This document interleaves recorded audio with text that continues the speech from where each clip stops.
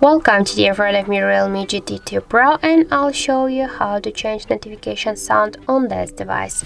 So first you should go into the settings application, and after that click here on the sounds and vibration. Here you'll see the notification sound section. Click here, tap to allow, and now you can switch your notification sound to one from these available sounds here.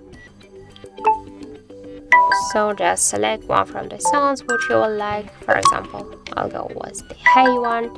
Then just go back to save the changes, and now you can see here that we just successfully changed our notification sound on Realme smartphone.